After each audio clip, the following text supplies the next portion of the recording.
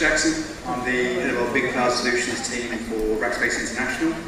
I've been working with Rackspace for about 7 years now, and I've been with OpenStack since the very early days of Austin and Bayer and Cactus.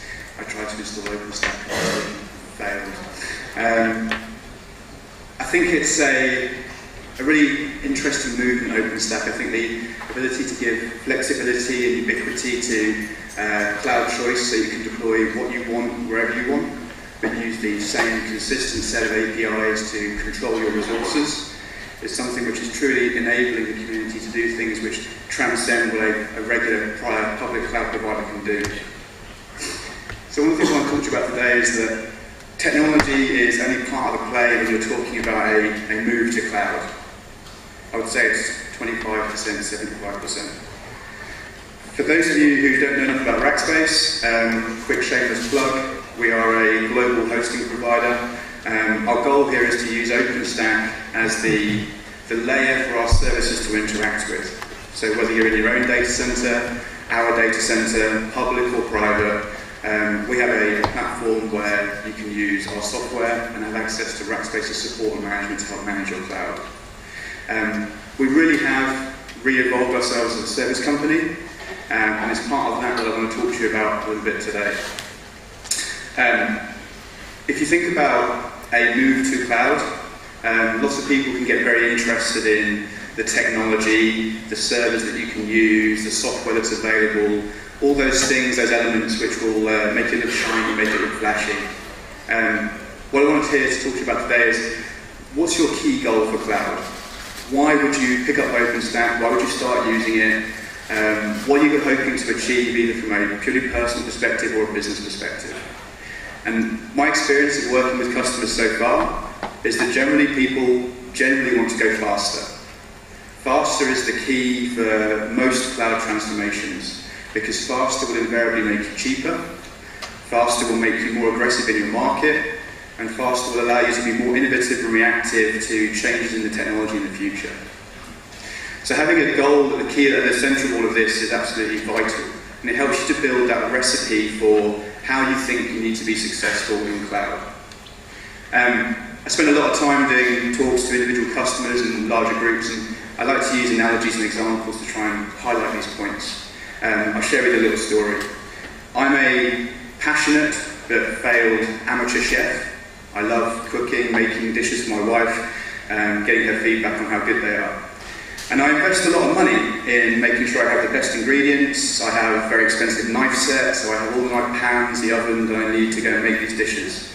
And I have great cookbooks. I can go in and I can see all these wonderful dishes. So I'll tell you about a story about a dish I made about a month or so ago. The recipe looked amazing. I had everything I needed, all the ingredients, I had all the utensils, and something went drastically wrong. I can't begin to put my finger on what it was that I didn't have, that maybe this guy had. For you don't know, this is Heston Blumenthal, 3-star Michelin chef, and this highlights exactly the point around cloud. It's a very big, it's a very interesting, a very capable technology, but without the right team backing you up, be it a professional chef or a bunch of people who can help you manage the platform, you need to make sure you have the right skills to execute on your goals. So if we go into the cloud world, let's look at your ingredients. The fact you're sat here today means you are probably, hopefully, more than interested in OpenStack as a platform, but that's a big shelf of ingredients that you can start to put in. And as we start to add complexity, we start to add more and more things to OpenStack through the releases, you're going to find more of these things coming in. You need to be able to ask yourself, which parts of OpenStack are good for my business, which parts are potentially mature enough for my business, be it for a development environment or for a production environment, and how do you manage the passionate community that sits around OpenStack? Everyone here will have views about how best to use the technology, how best to use the software. As a business user, navigating that and finding the right advice from the right people is going to be key to your success. So we've already got a simple recipe. We put cloud with something, and eventually success will happen. Understanding that question mark is really the difference between succeeding and failing with OpenStack as a platform. I would like to think that your missing link might be Rackspace. That's a shameless plug. But our opportunity to get into what it means to drive business transformations around cloud technology is part of making sure that you are all focused on the right things rather than how many servers you have running OpenStack, what latest patch release you're running, or how exciting the data center might be. And it's that three-step transformation to a cloud business which is absolutely key to enabling a successful transformation. And I think it starts with people. So if you look at your business right now, do you believe you have the people and the culture to be faster?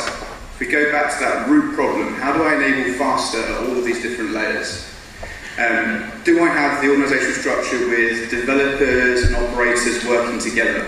Can I enable those guys to share ideas so that we're not tossing hand grenades over walls to try and get support for things? And once I have that right people and culture in place, are my applications right for cloud? The difference between a traditional ESX VMware platform and OpenStack is quite massive. Are you building your applications for cloud, or are you expecting to bring traditional applications forward onto cloud? Because it does require a very different approach. Are you enabling automation in those platforms? Rackspace and OpenStack and the community have given you APIs which are incredibly powerful, and they should be used to make sure that your resiliency, your availability inside your application is handled by that automated capability by the APIs. And once you've spent 75% of your time working through those first 2 points, then you can get yourself into infrastructure.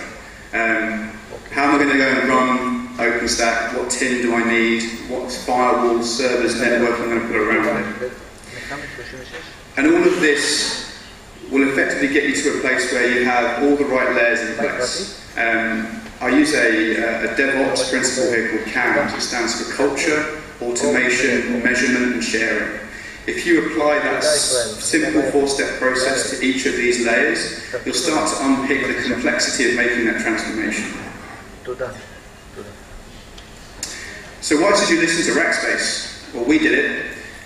We're still in the process of making that transformation from being a slower business to a faster business.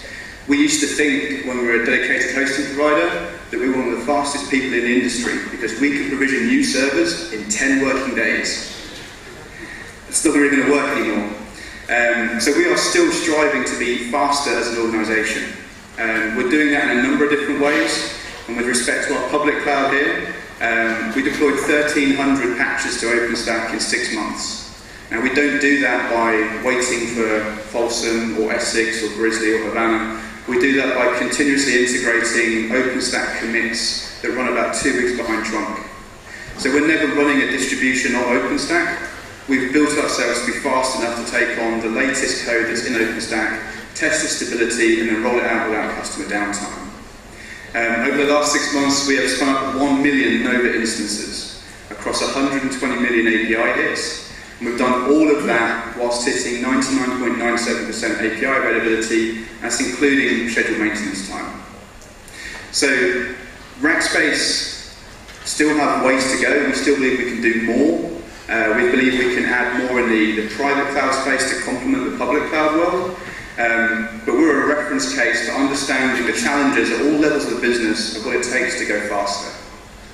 So the question that I want to ask you is, what are you going to do with OpenStack? What's going to make you make a difference with your cloud platform? Not why should you choose it? I think if you're here already, you're probably quite interested in that. But what are you doing and why do you want to do it?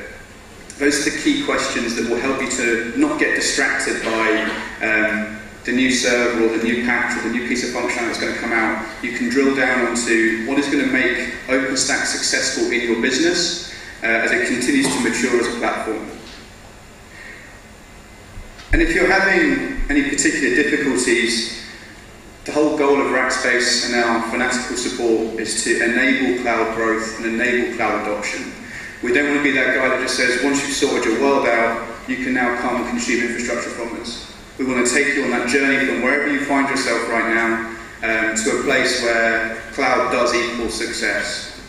And it's through a process of strategy, of discovery, through a big transformation piece which spans our entire portfolio. So you can be consuming dedicated servers, private clouds and public clouds at different points in your customer journey, from having no cloud to having that kind of successful fist-pumping baby of success. I wanted to keep it really short and sweet. I think it's a concise message.